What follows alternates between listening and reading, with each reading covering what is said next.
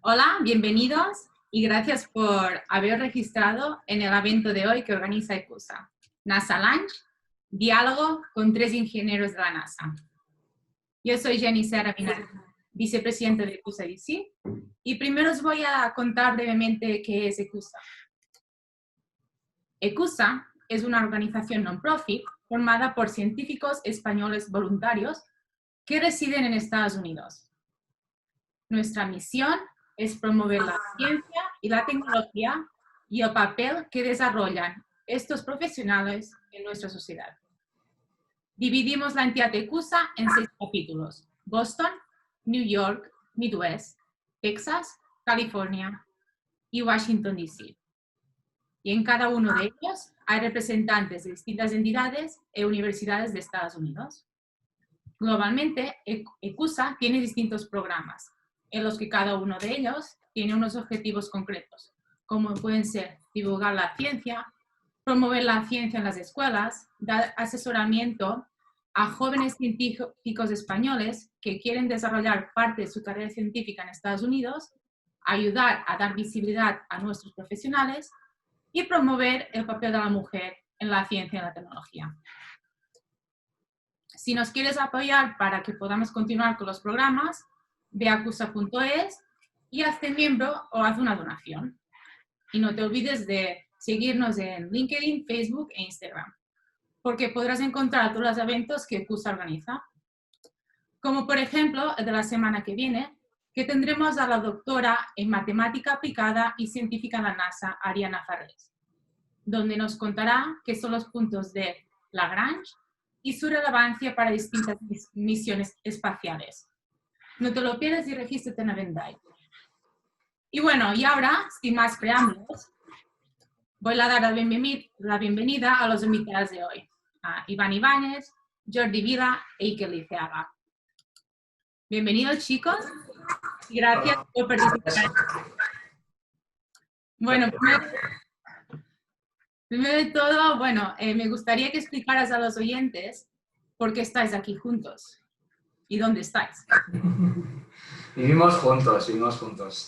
Vivimos juntos, trabajamos juntos, nos divertimos juntos, todos juntos. Bueno, está bien, solo hacéis bien juntos. Sí, nos hemos montado aquí la oficina y desde principios del confinamiento, allá por mediados de marzo, prácticamente estamos los 3 aquí trabajando en esta sala. Muy bien. Los 3 juntos, 3 meses, todo junto. Bueno, ya llegaremos a todo eso más tarde, pero bueno, primero de todo, me gustaría conocer un poco de vosotros y, por supuesto, a los oyentes, a ver si podéis explicar quién sois y qué hacéis en NASA. Y os voy a dejar que compartís la pantalla por si tenéis material fotográfico. Sí, tenemos una presentación que voy a compartir, a ver si lo podéis ver.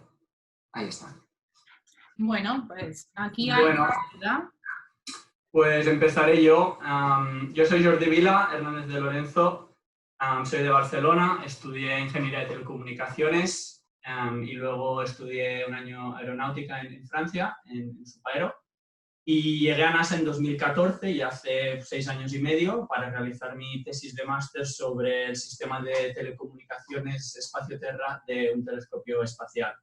Después de la tesis, pues me quedé y he sido pues, líder de sistemas de ingeniería en esa misma misión, desarrollando el sistema de apuntamiento del telescopio en el espacio, es decir, cómo se mueve y se orienta para apuntar a las estrellas que queremos observar y observarlas durante ese tiempo de observación en la que la tenemos que seguir en el cielo.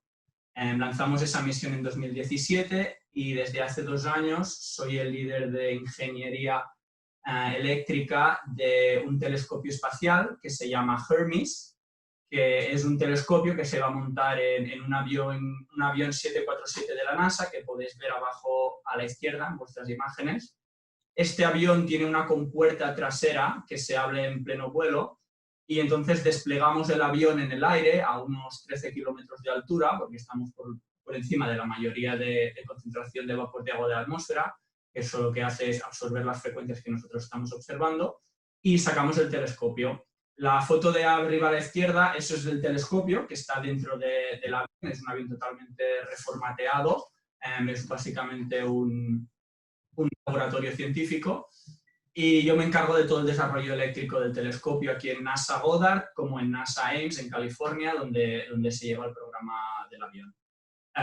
El objetivo de esta misión es detectar zonas fuera del sistema solar que estén desarrollando elementos químicos que puedan generar planetas que contengan vida, como por ejemplo agua, hidrógeno, carbono, y detectar estas zonas candidatas para que luego puedan ser observadas con otro tipo de telescopios y ver pues, si hay vida más allá del sistema solar. Muy bien. Muy interesante. Pasamos a la Siguiente. diapositiva, ¿no? Si es que pasa. Vale, pues voy a seguir yo. Yo también soy ingeniero de telecomunicaciones en la Universidad Politécnica de Cataluña. Luego hice mi máster en Alemania, en la Universidad de Aachen. Y después, bueno, me saqué mi carrera allí, hice la máster tesis en algoritmos radar. ¿Este uniforme que llevas aquí, por qué es? Bueno, esto es lo que estaba haciendo en NASA. Ahora, básicamente, después de 5 años trabajando en la industria privada espacial en Alemania y en Italia, tuve la oportunidad de venir a NASA a trabajar en el departamento de astrofísica, donde me dediqué pues, a sistemas de control de telescopios, como el que veis aquí. Esto de aquí es un instrumento, el que veis en la imagen. Es un instrumento para la misión de Hermes, que es la misión para la que trabaja Jordi. Yo me encargo del desarrollo de sistemas de control, desarrollando chips y desarrollando pues, microcontroladores que hacen estos cálculos de señal, implemento estos cálculos de señal para luego maximizar el espacio que se puede observar en el espacio, ¿no?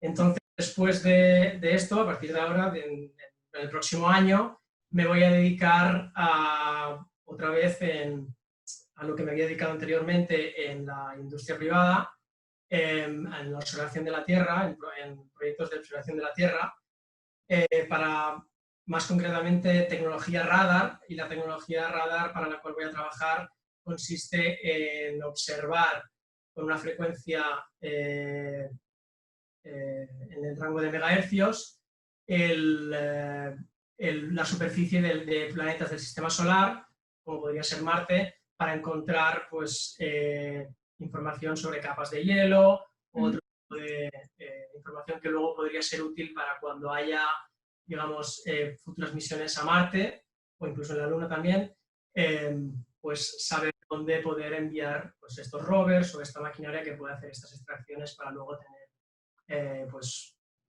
cálculos más eficientes. Ok, muy bien. Ahora voy a pasar a mi presentación.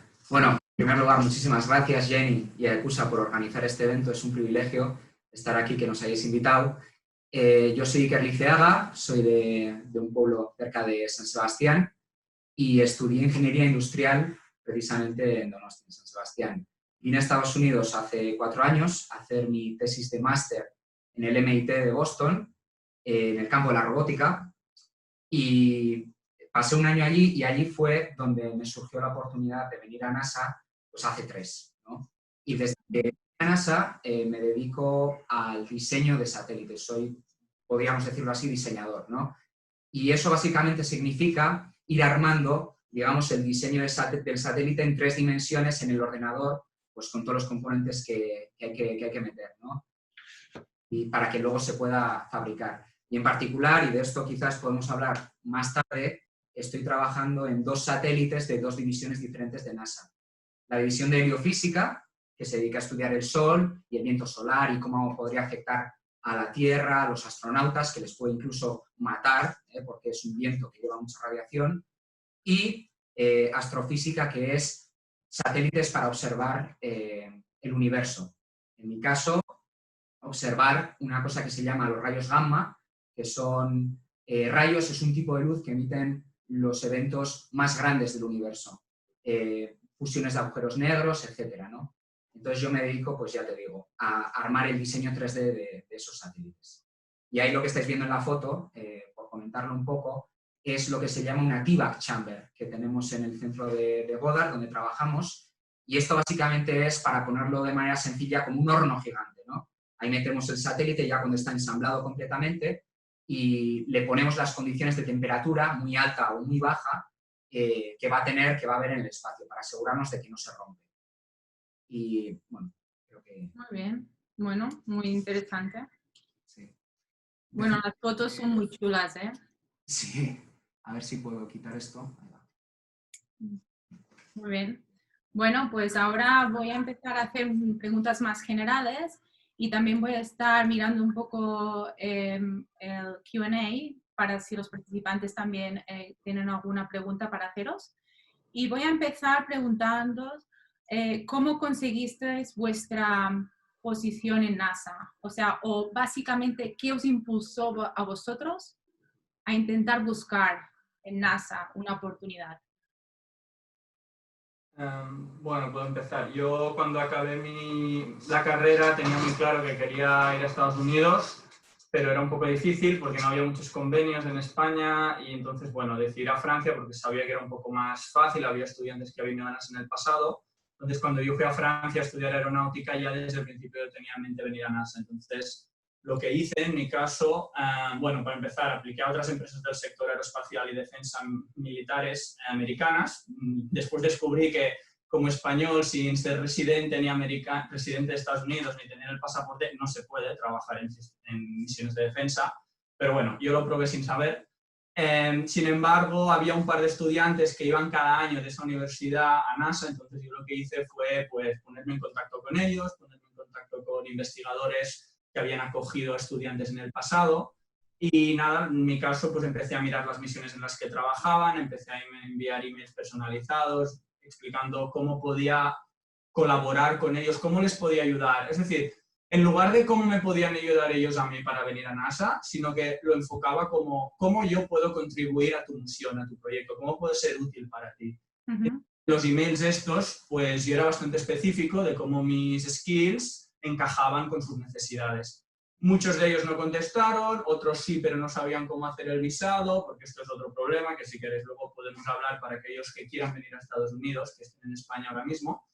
Pero bueno, al final encontré a uno que me ofreció hacerme un visado y me ofreció el puesto de 6 meses para hacer mi tesis. Y claro, yo cuando vine, pues desde el día 1 súper motivado para poderme quedar, obviamente, y al final pues todo resultó bien y aquí llevo pues 6 años y medio. Pero así fue un poco. ¿Y por qué NASA? Pues porque pensé, ¿cuál es el mejor sitio de ingeniería donde puedo trabajar, ¿no? Entonces, siempre me había gustado NASA, me habían gustado los astronautas, aunque no es lo que hago ahora, pero lo había tenido siempre un poco en mi mente y decidí probar suerte y trabajar, no solo suerte, mucho trabajo. Y mucha persistencia, por lo que me dices. Sí. Tenía las ideas bastante claras y yo me acuerdo antes de empezar las clases en Francia, yo ya estaba intentando contactar con investigadores aquí de la NASA. Muy bien, muy bien. Iván, o bueno, Pues, depende, ¿quién quiere empezar? Porque Iker... Sí, pues después de estar 5 años en la industria privada, en Alemania, como he comentado antes, siempre me había picado esa, digamos, la idea de que quería pues, dedicarme a investigación, porque antes de dedicarme a la industria privada pues tuve la oportunidad de hacer un doctorado, pero que al final rechacé por esa oferta que tenía en Alemania. Y bueno, desde los últimos 2 años trabajando en Alemania estuve hablando con Jordi, que tenía contactos aquí para el departamento de astrofísica, para poder contribuir en proyectos de telescopios. Básicamente fue durante 2 años que estuve intentando buscar la manera de poder entrar en NASA. No es como comentado él, no es una cosa, no es un proceso muy sencillo, es un proceso que requiere pues de muchos protocolos, tanto gubernamentales como de visado, y bueno, entonces al final pues lo conseguí y aquí estoy. Y bueno, llevo 1 año y poco trabajando en el departamento de astrofísica y ahora ya me voy a encarar más a proyectos de microondas, en concreto en radar, que es lo que ya me dediqué en el pasado, pero en vez de ser con un objetivo comercial, ¿no? Pues ya no es para observación de la Tierra y extraer formación de la Tierra, que también podría ser militar, sino es para observar cuerpos, digamos, planetas del sistema solar, como he dicho antes, la Luna y Marte. Entonces, el objetivo es diferente, pero que tenía ganas pues, de probar un poco más el sector espacial en el mundo de la investigación. Muy bien. ¿Y qué? Y yo, bueno, a la primera pregunta de ¿por qué NASA? Cuando me surgió a mí la idea de NASA, pues he de decir que no hace demasiado tiempo y poco antes de que me pudiese unir. Porque, bueno, yo estudié ingeniería industrial, que es una ingeniería muy generalista, y tenía siempre esa inquietud de a ver qué es lo que me gustaba, ¿no? Y en cierto momento, cuando estaba en Boston, estaba pensando si hacer doctorado o no, o si irme a trabajar ya a la industria privada o no. Y en ese momento, no sé exactamente por qué fue, si vi algún documental o algo por el estilo, me saltó esa chispa, ¿no? De, joder, ¿cómo me gustaría, ¿no? trabajar en la NASA? Porque es poder aplicar todo el conocimiento que he aprendido en la universidad, porque al final hacemos lo que a mí me gusta llamar ingeniería de profundidad, ¿no? Meternos en los detalles, y al mismo tiempo tiene un impacto en la sociedad muy grande, ¿no? Porque, no sé, de alguna forma, toda la investigación básica que estamos haciendo, en cierto momento volverá a la sociedad y estamos pues descubriendo, ¿no? Cosas que nunca antes ha visto nadie. Entonces, no sé, todo eso de repente lo vi y entonces, pues como Jordi, pues empecé a intentar contactar con gente de NASA por diferentes vías, a ver quién me respondía y quién no. Y me encontré pues con los problemas que habéis mencionado, ¿no? Todas estas cosas de que es una agencia gubernamental, que impide en principio la entrada de extranjeros, al menos de manera fácil como en otros sitios. Y al final, y esto es muy relevante a esta charla que estamos teniendo hoy, ECUSA, a través de su programa de Fostering Dogs, que ofrece oportunidades profesionales a gente de altos estadios de la educación, gente de máster, gente de doctorado, ofrece oportunidades profesionales a estos estudiantes poniéndoles en contacto con algún mentor en alguna organización de su campo, ¿no? Y en mi caso, me pusieron en contacto con Teresa Nieves Chinchilla, que es una de las fundadoras de ECUSA, y con Teresa, hablando y tal, encontramos un puesto en NASA que se ajustaba muy bien a mi perfil, un trabajo que yo podía hacer bien, y al final pues pudimos solventar todos esos obstáculos de trabajar en NASA siendo extranjero. Y así fue básicamente el proceso. ¿Y puedo contar una anécdota? Ah, sí, sí, sí. Bueno, estoy muy contenta que te ayudara, que estoy contenta que ECUSA te ayudara y que ahora pues Sí, joyas. a cumplir el sueño, ¿no? Sí, sí. Bueno, muy bien. Bueno, vosotros estáis en Goddard Space Flight Center, que está en el estado de Maryland, en el estado donde nos encontramos. ¿Cuántos centros hay en NASA? Bueno, Muchos. sí, hay muchos, principalmente 10. 10 son los más grandes. Nosotros estamos en el más grande en volumen de gente, de hecho, es la institución de investigación con más personas junto con el CERN en el mundo. Somos 10.000 entre funcionarios públicos y contratistas. Y aquí lo que principalmente hacemos son satélites que se quedan en la órbita baja terrestre, ¿no? O sea, orbitando la Tierra. Y ciencias relacionadas con la Tierra y demás, ¿no? Luego está, por ejemplo, uno muy famoso que pues, la mayoría de la gente conoce de las películas y tal, que es Houston, el centro de vuelo espacial de Houston, que es ahí desde donde precisamente se controlan las misiones tripuladas. O sea, cuando la NASA manda gente a cualquier sitio, a la estación espacial o donde sea, ahí es donde está la sala de control. Luego hay uno también muy famoso, que es de donde se lanza el cohete en sí, que eso está en Florida, el Centro Espacial Kennedy, y de ahí es, pues como digo, ¿no? Donde se lanza el cohete y donde se ensambla, donde se construye el cohete. Sí, después, a ver, hay otras instalaciones por el centro del país, como Stennis o Michoud, que están en Mississippi, Alabama y Nueva Orleans, por ahí, y ahí hacen pues testing de cohetes, es decir, de propulsión, ensamblaje de los boosters, de los motores, básicamente, y de los tanques de combustible. Y después en la costa oeste, en California, hay 3 centros con los que Iván y yo trabajamos. Bueno, uno es JPL, Jet Propulsion Laboratory, que este es bastante famoso y hacen pues, todos los robots que se envían a Marte o los que se han enviado a Marte y sondas planetarias. Después Ames, que está cerca de San Francisco, hacen todo el tema de investigación aerodinámica, tráfico de control aéreo, porque bueno, NASA todo el mundo lo conoce por los astronautas, pero en realidad las siglas son National Aeronautics Space Administration, entonces la parte de aeronáutica es muy importante, desde sónicas, gestión de control aéreo, etcétera, todo esto se hace en Ames, que de hecho tienen un túnel de viento muy grande donde hacen pruebas aerodinámicas. Y después está Palmdale, que es una base medio militar, medio de NASA, que es donde justamente está el avión que os he enseñado antes, y ahí es donde se lleva el programa Sofía y otros aviones de investigación que tiene NASA para detectar huracanes, con unos alas muy grandes en la barriga y cosas así. Muy bien. Claro, supongo que es muy clave conocer un poco cómo es NASA, los proyectos que se hacen, para, por ejemplo, si hay alguien que tiene pensado buscar su futuro profesional en NASA, tiene que saber un poco y como dice ahora Jordi, tenemos un poco de desconocimiento de todo lo que se pueda llegar a hacer aquí. Muy bien. Yo ahora voy a, haceros una pregunta que es, para mí es muy importante y es que, en ECUSA tenemos un programa de mujeres en ciencia, tecnología, ingeniería y matemáticas que se llama STEM en inglés. Yo os quería preguntar si conocéis si hay algún programa en NASA que ayuda a que las mujeres puedan desarrollar su carrera profesional allí. Bueno, pues es el caso exactamente de una compañera nuestra que es mexicana, que vino aquí a través de un programa que se llama MUREP, como es uno de los 10 o 20 que hay muchos. MUREP significa Minority...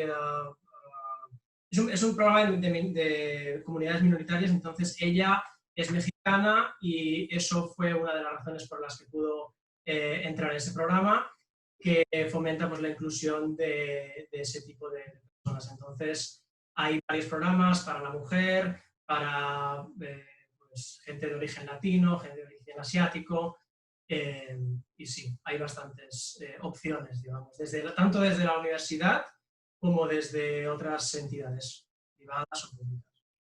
Muy bien, bueno, esto es muy importante. Sobre todo y yo, por ir un poco a lo que decía Iván, en mi caso personal, entre la gente que gestiona las misiones donde yo estoy trabajando, he visto muchas mujeres. Entonces, yo tengo la impresión de que, no sé si 50-50, no he mirado los datos, pero de verdad tengo la impresión de que en NASA sí que hay mujeres en puestos de muchísima responsabilidad, tanto técnica como administrativa. Bueno, también añadiría el caso de Cristina Koch, ¿no? una mujer que trabajaba en el departamento de astrofísica, en nuestro pasillo, nuestro edificio, y que pues, es astronauta.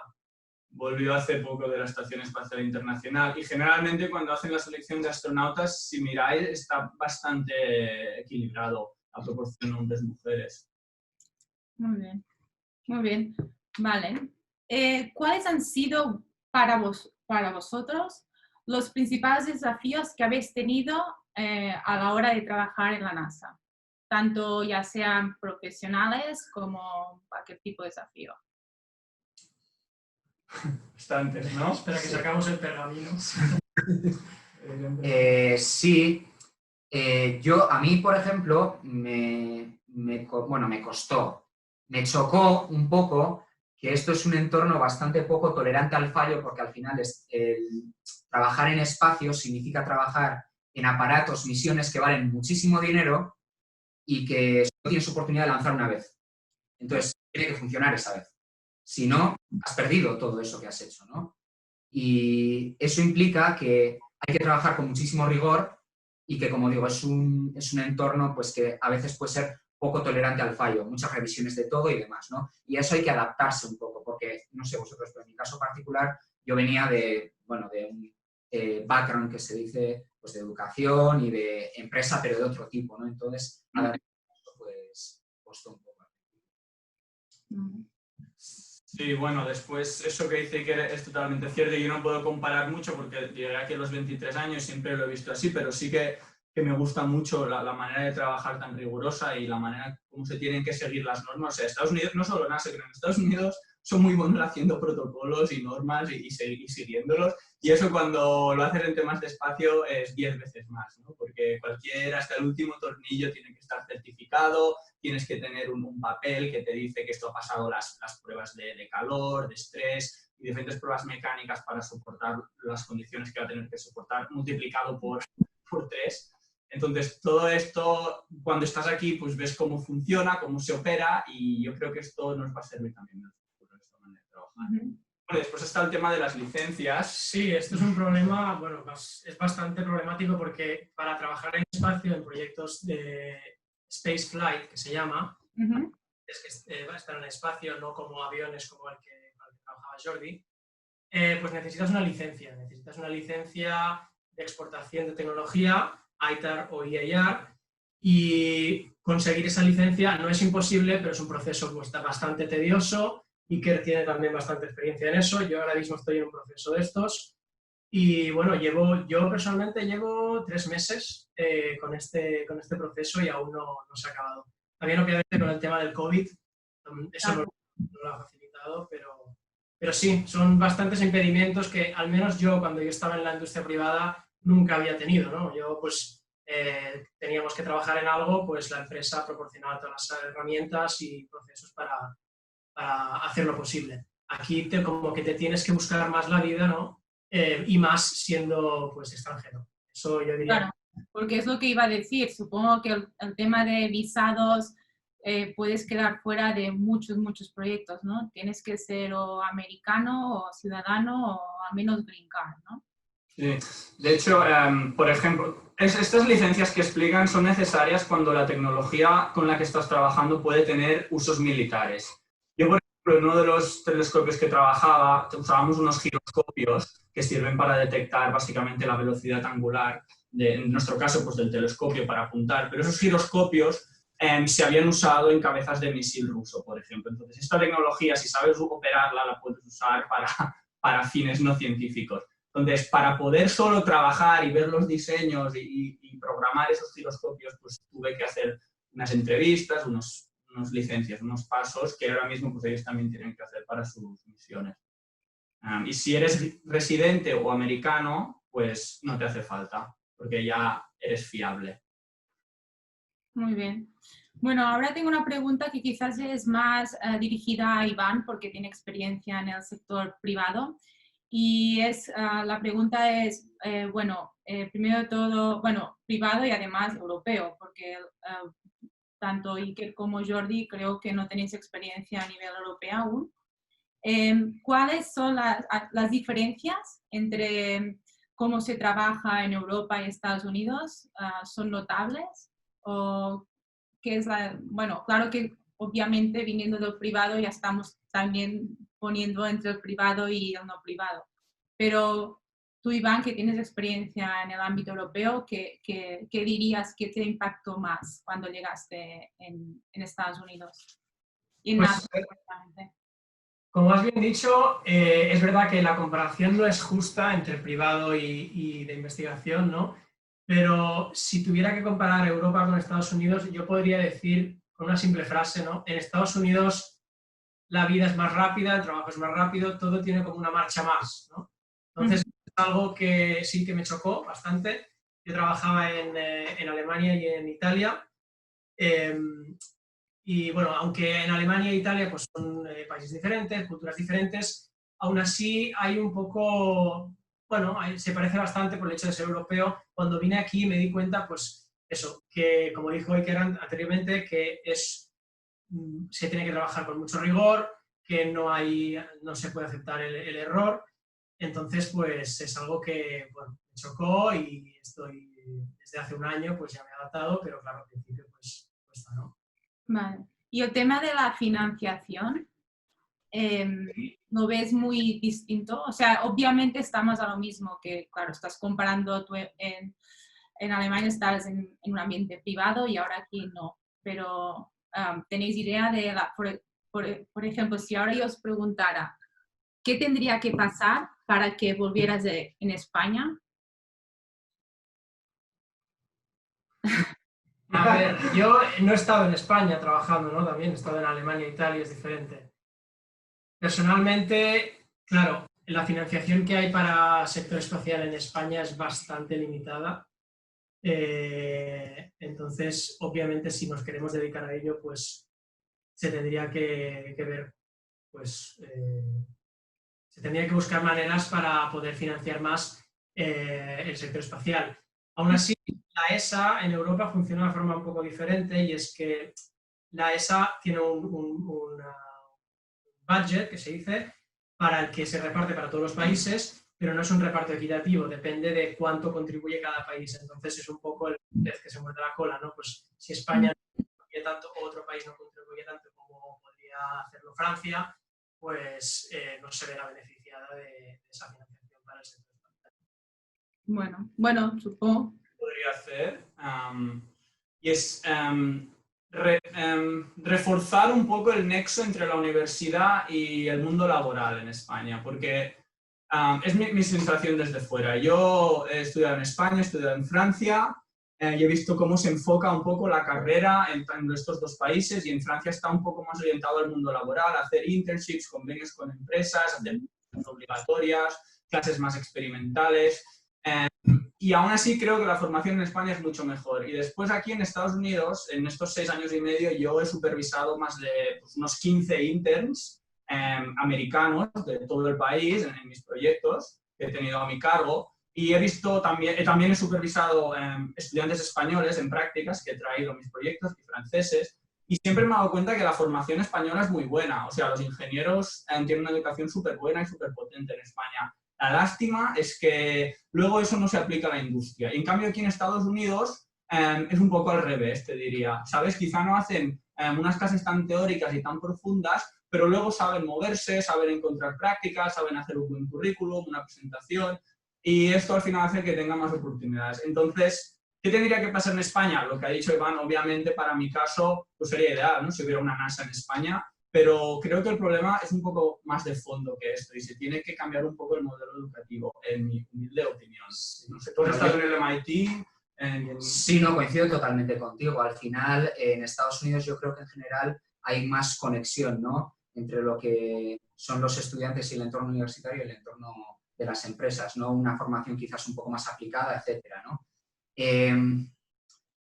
De todas formas, yo, por añadir a lo que habéis dicho, creo que también hay que promover la ciencia en España. Y la También de acuerdo.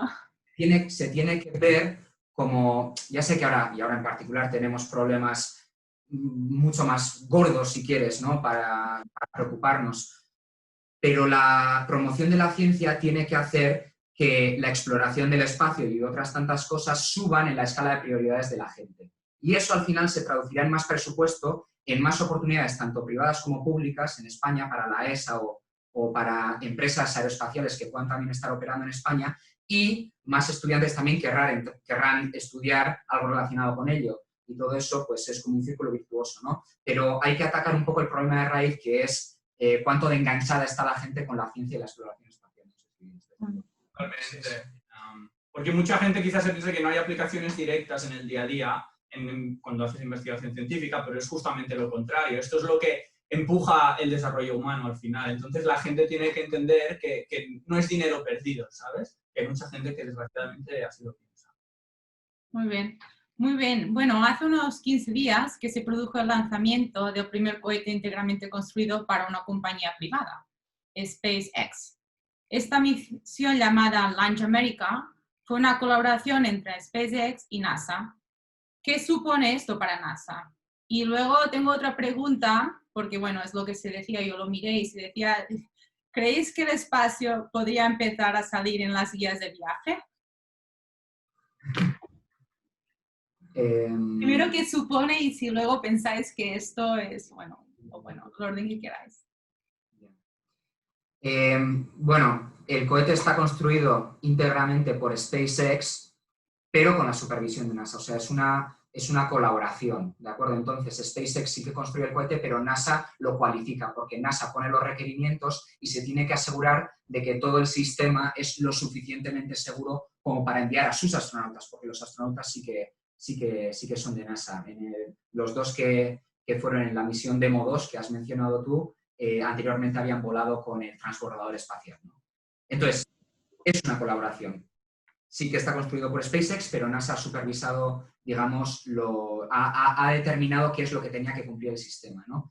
¿Y qué es lo que supone para NASA? Pues yo creo que es muy ventajoso que se empiece a democratizar de esta forma el espacio, porque significa que se abrirán nuevas oportunidades de lanzar nuevos satélites, nuevos sistemas al espacio que antes solo podía hacerse desde organismos gubernamentales. Ahora entrará la industria privada a hacer todas esas cosas, ¿no? Y eso al final se traducirá en mayor beneficios para la gente. Y para NASA en particular yo creo que viene muy bien porque es una manera de poder enfocar recursos a otro tipo de cosas. NASA lo que hace muy bien y es casi insustituible es ciencia, ¿no? Investigación científica, investigación muy fundamental y exploración que nunca antes se ha hecho.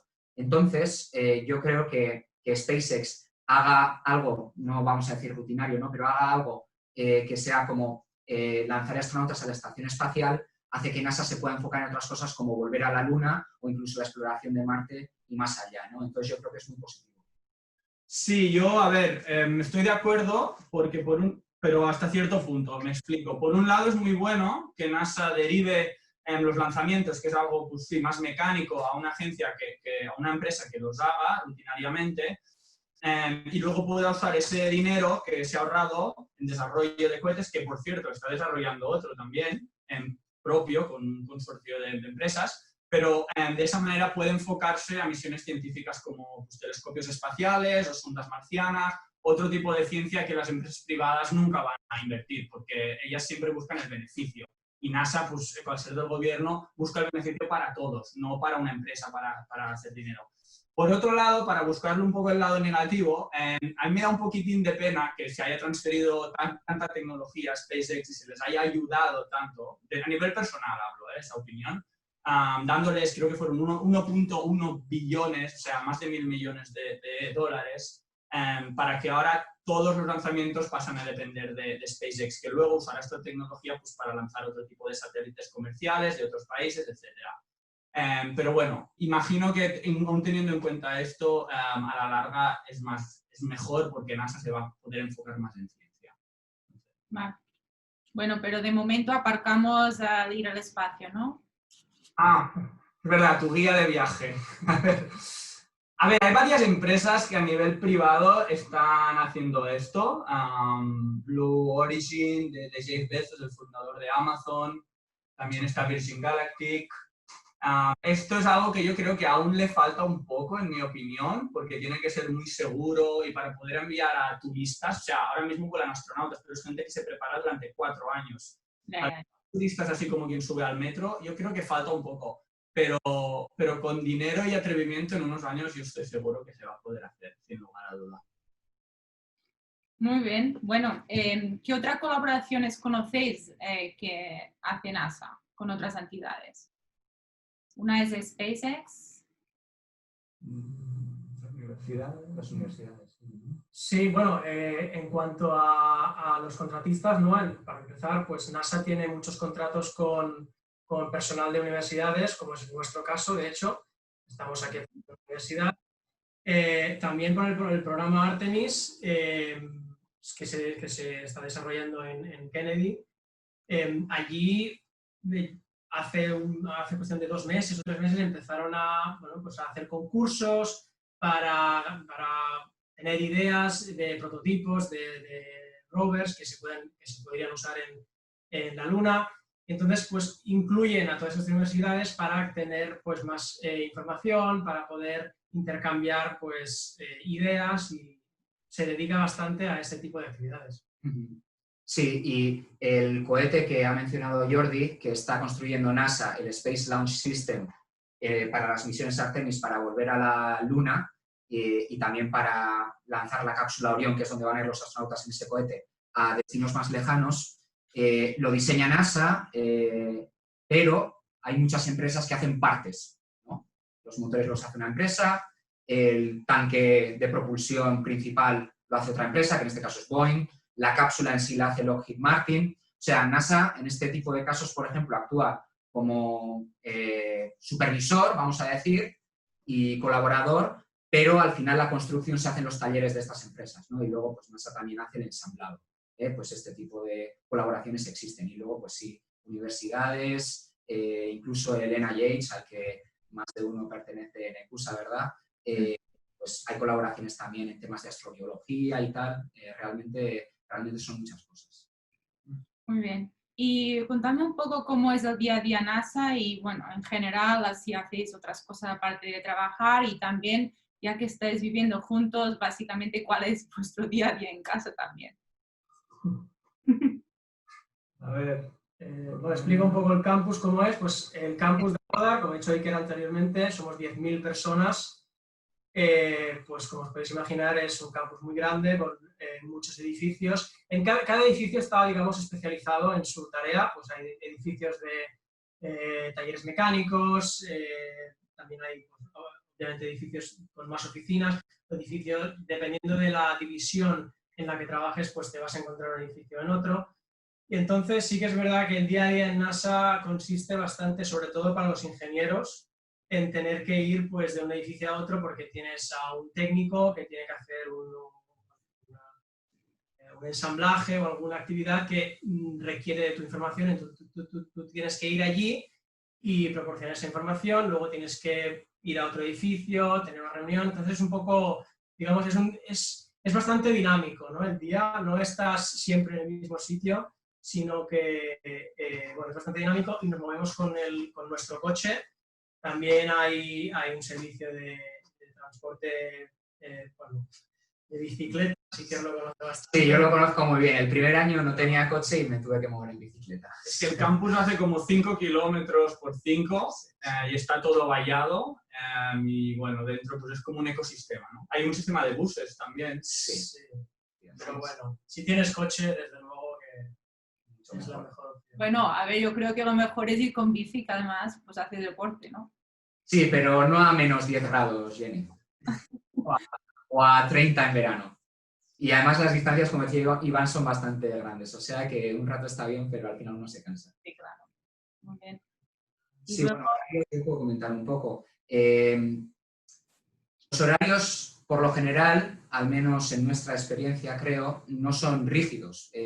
Están basados en lo que haya que hacer en el momento, ¿no? Si una misión en particular o una fase de la misión en particular está un poco apretada, pues hay que meter muchísimas horas y ya está, ¿no? Pero por lo general la gente entra y sale en función del trabajo que tiene. Y esto está muy bien porque es muy flexible para que cada uno se organice como quiera, ¿no?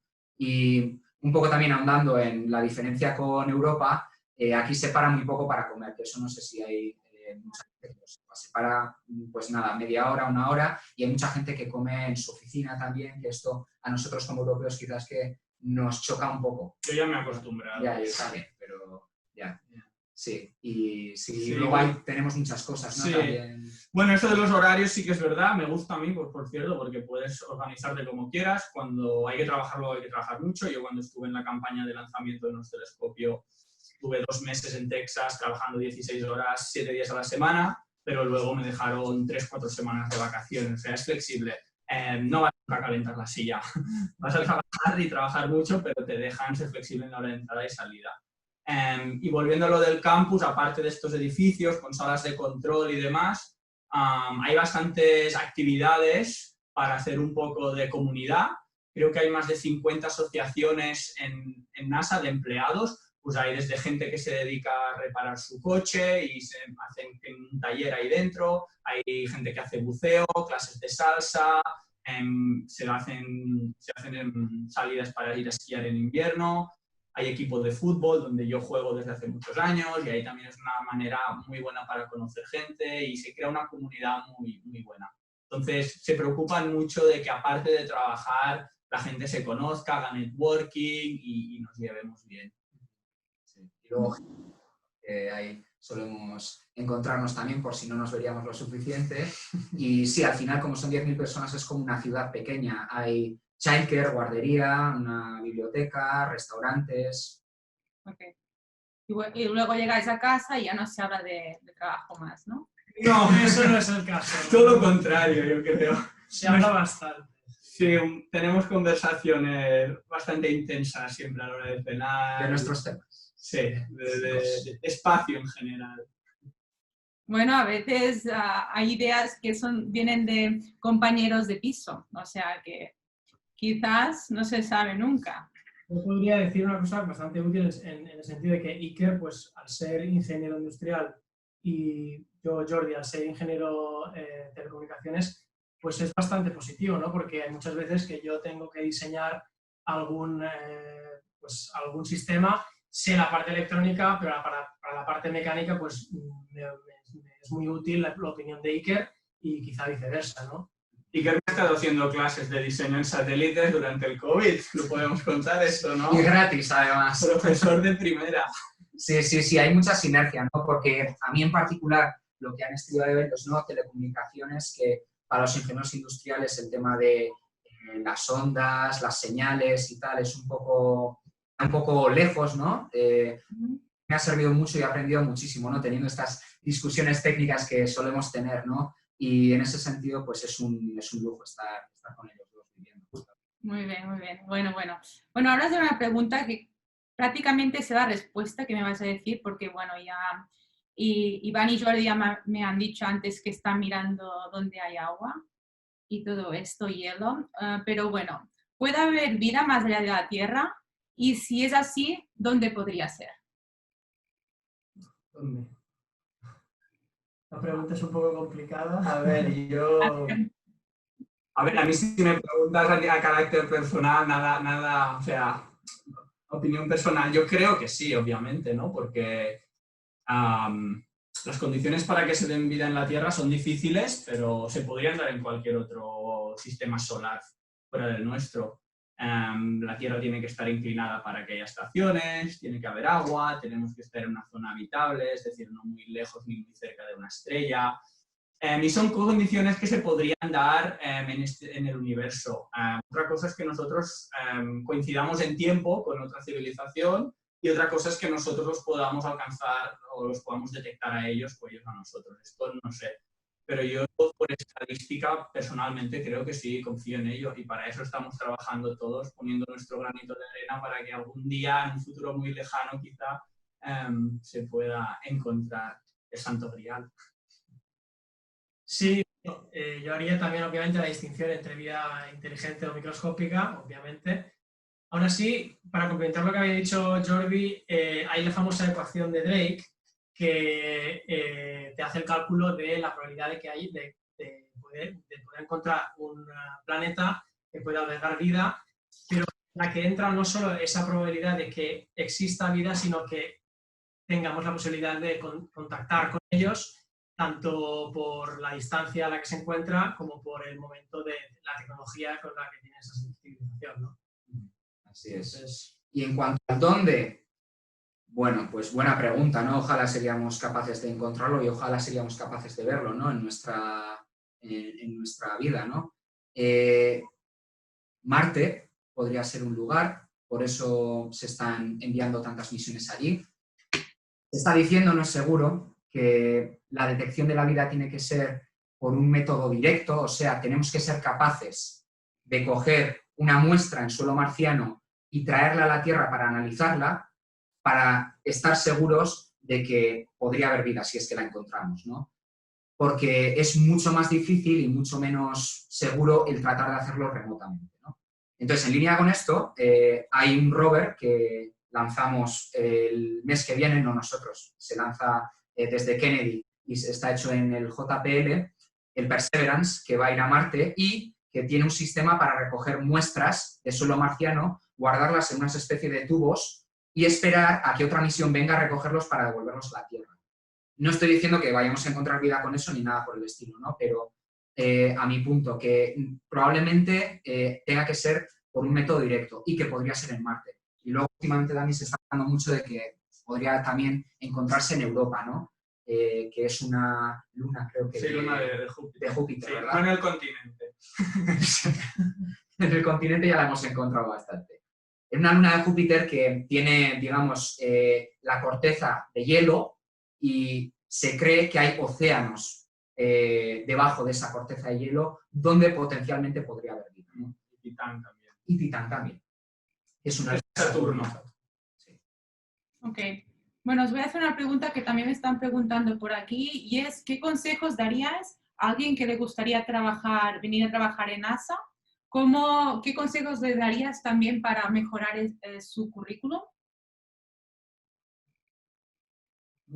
A ver, para empezar inglés, esto es algo, un must-have, como se dice, porque aquí todo se hace en inglés. Sí que hay unos cuantos extranjeros, pero no es lo más común, porque como hemos comentado es difícil, entonces el inglés se tiene que saber tanto a nivel verbal como escrito, no solo de comprensión, porque vas a tener que comunicarte mucho por email, sobre todo al principio.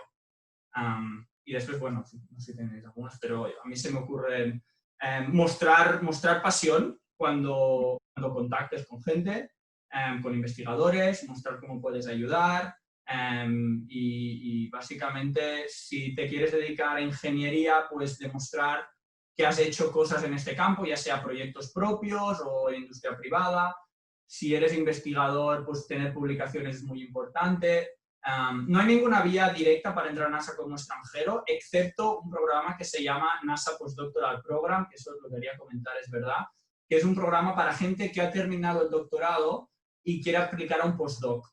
Y eso es un programa de 2 a 3 años extensibles, que no sé si entran en Goddard unos 50 al año y quizá la mitad, un poco menos, son extranjeros. Entonces esto es una vía directa, aplicar a este programa. NPP se dice. Ok. Pues si sale por vías menos ortodoxas, pues lo que he comentado. Networking, conferencias, contactar a gente. A mí me han contactado, no sé, más de 30 o 40 personas desde que estoy aquí, entonces, bueno, siempre que puedo ayudo y explico un poco el proceso. Yo añadiría que a diferencia de la industria privada, claro, aquí los proyectos son temporales, por lo tanto los contratos son temporales, no es como una empresa en la que tú tienes un contrato indefinido en muchos casos y bueno, tienes trabajo hasta que se acaba el proyecto, entonces la empresa te pone en otro proyecto, ¿no? Aquí no, aquí tienes que tener una actitud proactiva y yo diría que incluso tener backup solutions, ¿no? O sea, si por ejemplo tienes un proyecto que tú ves que está a punto de acabar y bueno, te genera cierta incertidumbre, pues siempre puedes tener una opción B para cuando pues, este proyecto se acabe o ocurra cualquier cosa, entonces tu carga laboral tenga que ajustarse a esta situación, ¿no? Esto es algo que es bastante diferente con el mundo privado y Europa. Esto es al menos mi experiencia, no sé. Sí, y yo por añadir algo también a lo que decía Jordi, a la hora de contactar, yo creo que cuando a uno le contactan, a uno le gusta que esa persona que está contactando sea específica, muy específica. Me he estudiado muy bien lo que estás haciendo, creo que te puedo ayudar de esta y esta forma porque tengo esta experiencia, que se vea que te lo has estudiado, ¿no? Yo cuando intenté contactar con un montón de gente lo intentaba hacer así. Cuando más éxito tenía era precisamente cuanto más específico era. Entonces esto es bastante clave. Y luego, un poco más a nivel general, pues claro, obviamente hay que estudiar algo relacionado con los puestos que tenemos aquí, o sea, lo que se dice STEM, matemáticas, física o ingenierías, ¿no? Puedes entrar con una ingeniería industrial, puedes entrar con una ingeniería en telecomunicaciones, pero aquí se ve mucha ingeniería mecánica, ingeniería aeronáutica, aeroespacial, por supuesto, ingeniería eléctrica, entonces estudiar algo relacionado, por supuesto, ayuda, aunque, y esto hay gente que también lo suele preguntar, se puede estudiar otras cosas como comunicación audiovisual y entrar en NASA, porque NASA también tiene un departamento de comunicaciones audiovisuales. Tan importante es hacer una cosa que funciona bien como darla a conocer al público, ¿no? Sobre todo cuando el público es la que la ha pagado. Entonces se hacen documentales y tal, y esto es muy importante. Y luego también hay, por temas de convenios internacionales, gente que ha estudiado relaciones internacionales, gente que ha estudiado MBAs, que está en puestos administrativos, pero para maximizar un poco las opciones yo estudiaría ingeniería o matemáticas o física. Sí, y en función de tu área de expertise, contactar a investigadores de un centro o de otro. Por ejemplo, si es ingeniero aeronáutico, buscaría proyectos en Ames, en California. Si en cambio si haces temas de química, pues quizá más en Goddard, porque hay observación de la Tierra. Entonces, un poco lo que he explicado antes de los diferentes centros se tiene que tener en cuenta. Ok. Y nos preguntan también si os planteáis la transición del sector público al sector privado aeroespacial algún día. Yo de momento no, yo estoy aquí súper contento y entiendo que la NASA, el sector público, entre comillas, ofrece unas posibilidades de hacer ciertas cosas que el sector privado no, en línea con lo que comentábamos antes, pues cosas como exploración espacial pura, ¿no? Investigación fundamental, que no tiene quizás un retorno de inversión tan inmediato y entonces la empresa privada pues quizás no lo hace, ¿no? Entonces a mí como me gusta esa parte y me gusta ese impacto que puede tener en la sociedad, pues yo al menos en mi corto plazo no me lo planteo, pero... Bueno, yo un poco en línea con lo que dice Iker, pero claro, en mi caso yo ya he hecho este cambio inverso, ¿no? Pues sí, tengo ganas de quedarme un tiempo aquí en NASA. En un futuro a corto plazo seguro que no, a medio plazo pues sí, sería una posibilidad tanto trabajar en el sector privado como quizá pues emprender en el sector espacial también. Yo igual, a largo plazo quiero emprender en el sector aeroespacial privado, temas de startups, etc. Creo que el conocimiento técnico y los contactos a nivel técnico ya los tengo a través de NASA y en un futuro sí que me gustaría lanzarme a la piscina con alguna idea propia. Ok. ¿Y hay movilidad entre los diferentes centros de NASA en Estados Unidos para los empleados? Y continúo diciendo, y entre NASA y otras agencias como la ESA, que es la... Agencia Espacial Europea. Lo de la movilidad sí que se puede porque hay muchos proyectos, por ejemplo, el que estamos trabajando Iván y yo, donde es un proyecto que se lleva entre 3 centros diferentes de NASA. Entonces yo, de hecho, viajo regularmente a California y me reúno con gente de ahí para trabajar en el proyecto que tenemos aquí en Goddard. Entonces sería relativamente fácil hablar con ellos y establecer un convenio allí y irme a trabajar ahí. Pero eso depende un poco del proyecto en el que estés. También si eres contratista o eres empleado federal es un poco diferente, pero en general hay muchas sinergias entre todos los centros, trabajamos muy juntos, entonces es fácil conocer a agentes de otros centros, irte ahí una temporada, etc. Y la segunda pregunta de la ESA es que no tenemos mucha experiencia en la ESA, yo conozco a gente, pero me da la sensación que el presupuesto en NASA es mucho mayor, quizá un orden de magnitud, y aquí hay más misiones, quizá hay un abanico más grande de opciones, es mi impresión, se hacen más tipos de misiones distintas, pero el día a día realmente yo no sé mucho en la ESA. Bueno, hay muchas colaboraciones entre la NASA y la ESA, ¿no? Sin ir más lejos, citando otra vez el programa Artemis para volver a la Luna, parte de la cápsula que va a ir a la Luna con los astronautas la ha hecho la ESA. En esta misión a Marte del rover que mencionaba antes, que va a tener este sistema de muestras y tal, el mini robot, vamos a decirlo así, que va a recoger esas muestras y a lanzarlas al espacio dentro de muchos años, de 2026 se está hablando, va a ser la ESA. O sea, realmente sí que hay sinergias, pero de ahí a que se pueda haber transferencia de personal y demás y cuánto de fácil es, pues yo por lo menos no lo sé porque no tengo experiencia con eso y tampoco he conocido demasiada gente que lo haya hecho. No, cuando vienen a Goddard he visto gente de la ESA, pero vienen solo para un tiempo concreto, para hacer una integración o entregar una parte de un satélite, pero luego se van, o sea, son colaboraciones. Y luego los prototipos o inventos que crea NASA, ¿cómo pasan a la sociedad si es que son de un interés? Bueno, por ejemplo, esto es una de las cosas también en línea con lo que decía yo antes de que hay que traer un poco la ciencia más a la sociedad, ¿no? Porque mucha gente te pregunta, oiga, ¿por qué se están gastando ustedes tanto dinero en exploración espacial si tenemos problemas mucho mayores, ¿no? Pero es que realmente sí que hay una transferencia de tecnología, por ejemplo.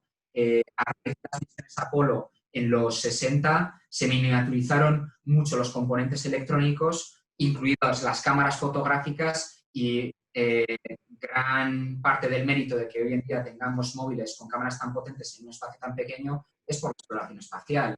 Y como las cámaras fotográficas puedo citar, sí, el GPS o puedo citar muchas otras cosas. Los trajes de los bomberos antifuego se idearon después de un incidente en el programa, bueno, el inicio del programa Apolo también.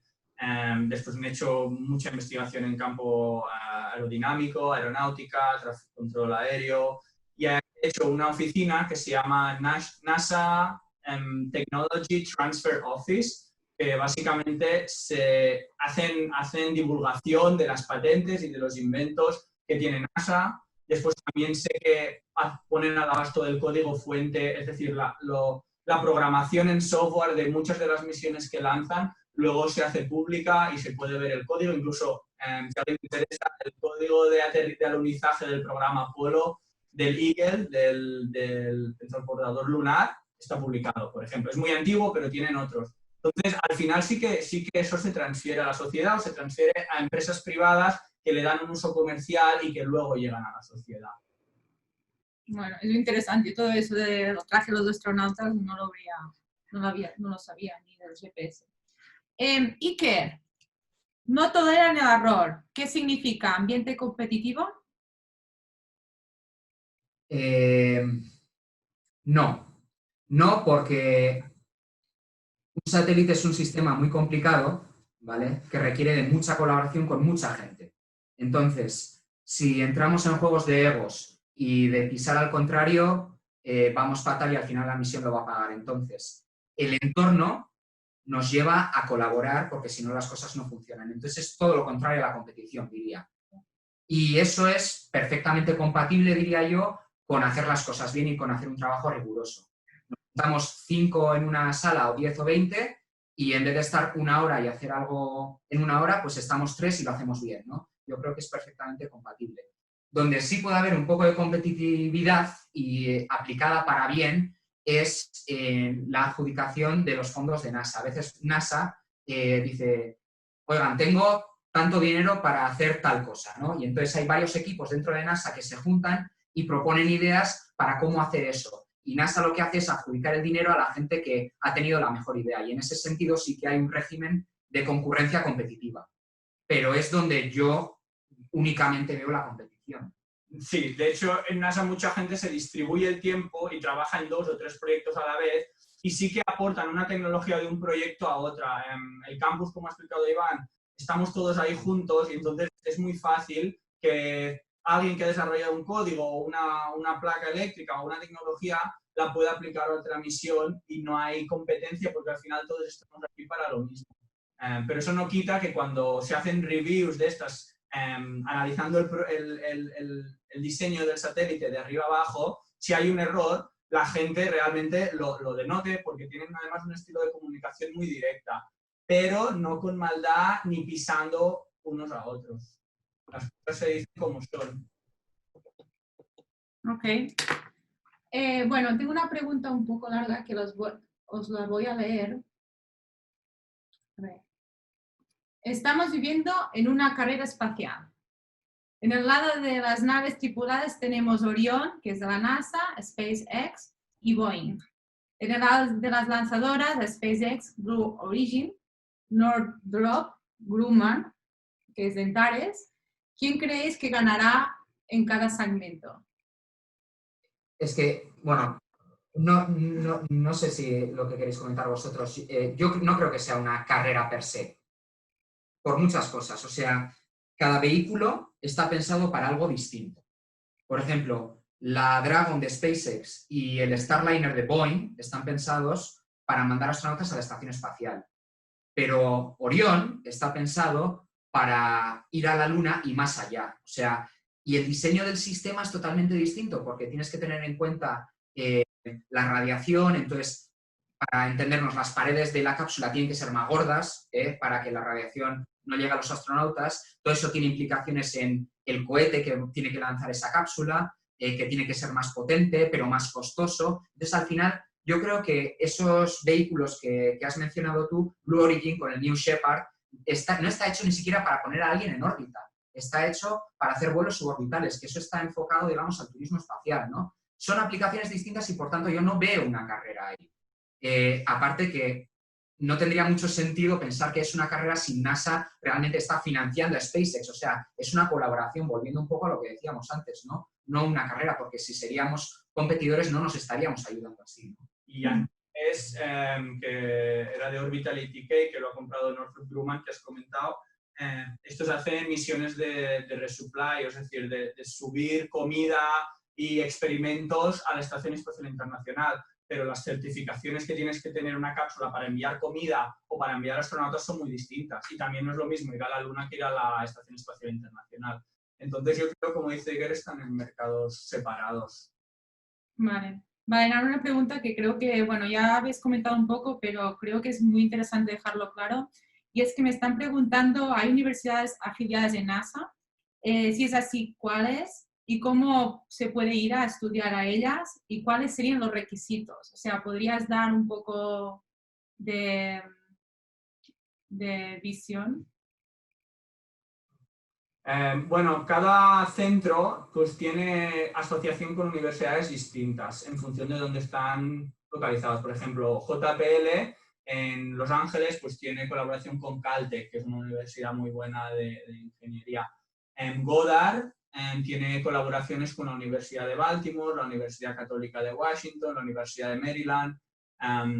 Y luego, para cómo se hace esta unión entre la universidad y NASA, pues depende del departamento donde estudies. Si te vas a estudiar astrofísica a la Universidad de Maryland, pues cada año el departamento, al estar a 10 minutos del campus, pues envía profesores y estudiantes y trabajan en diferentes misiones de NASA. Lo mismo con la Universidad Católica. Entonces, una vez estás dentro del departamento, estudiando y haciendo un doctorado, por ejemplo, la investigación sí que la puedes hacer en NASA. Aunque déjame decir que yo no recomendaría a nadie que hiciera un doctorado solo por esto, para al cuarto año poder ir a NASA. Se puede hacer de muchas otras maneras. Pero si alguien quiere hacer un doctorado, si lo hace en Estados Unidos, incluso el MIT también tiene algunos convenios, menos, pero se puede llegar a NASA a través de estos departamentos de ciencia o ingeniería. Vale. Y bueno, voy a ir ya terminando y os voy a hacer una trending question. ¿Qué habéis hecho durante el COVID-19? Bueno, pues bastantes cosas, bastante diferentes. Pues aquí, como veis, tenemos, no sé si se ve. Sí, bueno, sí. Aquí equipamiento con el que hacemos pues prototipos de algunos de los para algunos de los proyectos que estamos trabajando en NASA.